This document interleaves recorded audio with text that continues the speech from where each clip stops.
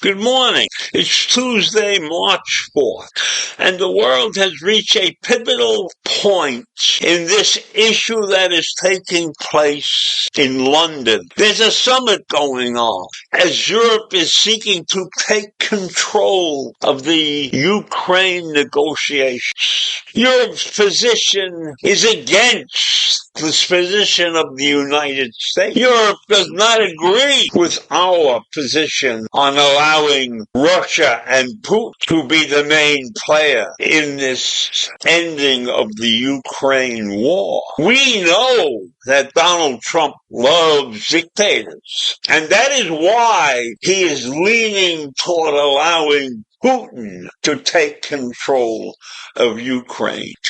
But the countries of Europe have gathered together and are standing firm against Donald Trump's decision, against having Putin and Russia take control of the Ukraine. How about that? This is an earth-shaking situation, and Britain's Prime Minister Starmer told the European leaders at a pivotal summit in London that the continent sought to wrestle control of the negotiations over Russia-Ukraine war away from the U.S. and present a united front in the middle of a meltdown in relations between Kiev and Washington. This is not a moment for more talk, he said.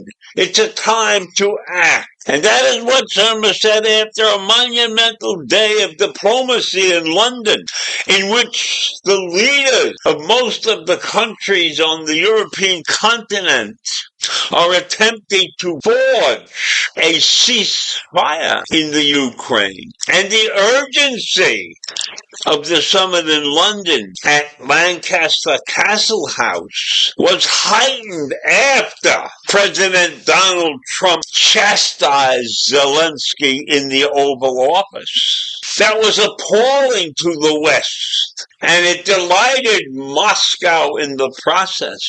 Zelensky and an ensemble of European leaders were in attendance at this particular moment, and he was greeted pleasantly by all the European leaders. And they are recognizing that the actions of Donald Trump were unconscionable. And reporters were told that France and many of the other nations are planning to craft a position paper, so to speak, to stop the fighting, which would then be presented to the U.S., getting the U.S. to sign on with the European group and not with Russia. The French president outlined the details of such a plan in an interview with the local paper, saying that France and the United Kingdom have proposed a month-long limited ceasefire in Ukraine. And the initial phase of the French-British alternative peace would involve a truce in the air, on the seas, and in all energy infrastructures. And the second phase, he said, would involve troops on the ground. And the plan seems to be the antithesis of the negotiation process that the Trump administration had put in place, that the Trump had opened with Russia last month. And it suggests that bringing Trump into a tacit acceptance and Zelensky to the negotiating table together could result in more tension. So I believe that the Europeans, in shutting Trump out of this negotiation process, may be making a big mistake. But it will be very difficult to make a man like Trump change his mind. So let us see where that ends up. And the European group knows that they require American support.